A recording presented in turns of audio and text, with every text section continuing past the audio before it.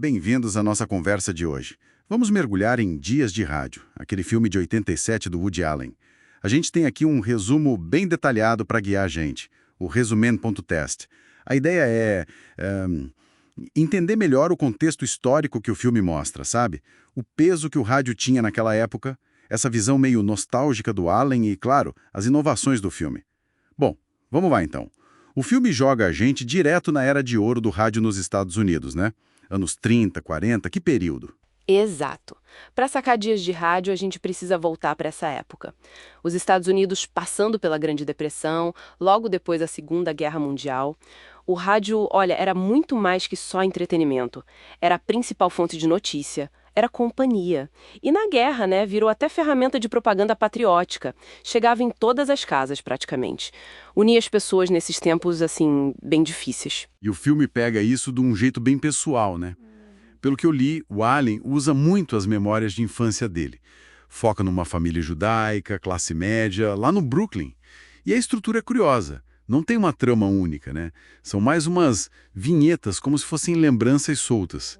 A gente vê a família ouvindo os programas juntos, o fascínio do garoto, Billy, pelos heróis do rádio, tipo The Shadow, e até as esperanças que o rádio criava, aquele tio Louis sonhando em ganhar um carro num concurso. É isso mesmo. Isso perfeito. E o fascinante é justamente como o Allen recria essa atmosfera toda. Sim. A produção foi, assim, super cuidadosa com os detalhes da época.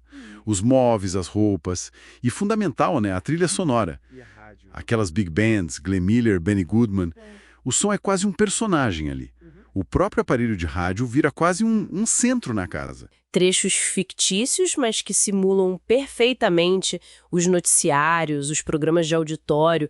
Isso conecta aquelas pessoas comuns do dia a dia com os grandes eventos mundiais que estavam rolando. Guerra, política, tudo chegava pelo rádio, né? E essa estrutura mais solta, em vinhetas, isso foi diferente para a época. Foi sim. Bem diferente do cinema mais tradicional, que pedia um conflito central, uma trama linear. Essa fragmentação foi, de certa forma, uma inovação narrativa. Influenciou depois alguns cineastas independentes.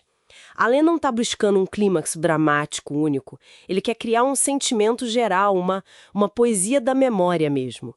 O filme também é notável por transformar a cultura popular da época, os programinhas de rádio, os jingles, em material de cinema, quase um ensaio sobre memória coletiva. E sobre a importância do rádio para a identidade cultural, incluindo, claro, a experiência judaica ali em Nova York naquele período. Interessante. E falando em recepção, como é que foi? O pessoal gostou na época, em 87? Teve sucesso de público? Olha, a crítica, na maioria, adorou. Elogiaram muito a ternura, a reconstrução histórica, essa estrutura original. Mas sucesso de bilheteria, assim, estrondoso não foi. Atraiu mais o público fiel do Ellen, sabe? E quem já se interessava por essa cultura da época.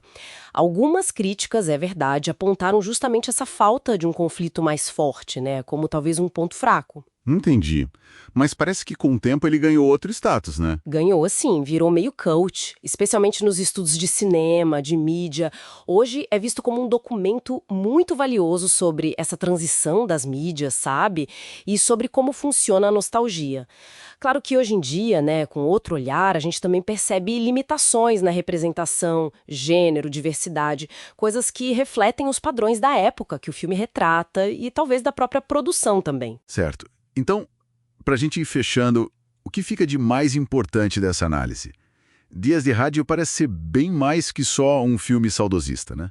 Com certeza. É mais que nostalgia. É tipo uma cápsula do tempo afetiva, sabe? Uma reflexão sobre como a mídia não só informa, mas ela molda a nossa vida, as nossas memórias. Allen consegue pegar o cotidiano, a coisa efêmera do rádio, e transformar em algo poético, duradouro. É um tributo mesmo. A um meio que dominou a imaginação de todo mundo antes da TV e do cinema tomarem conta de vez. Perfeito. E nos lembra como essas tecnologias de comunicação vêm e vão, né? Mas as histórias, as emoções que elas carregam, essas ficam na memória cultural. E aí fica uma questão interessante para a gente pensar hoje. O filme mostra o rádio como a grande máquina de criar imagens na cabeça daquela época. Qual seria o equivalente hoje em dia? Qual é o meio dominante que está moldando a nossa imaginação, a nossa memória coletiva agora? E como será que as gerações futuras vão olhar para isso tudo? Fica aí a reflexão.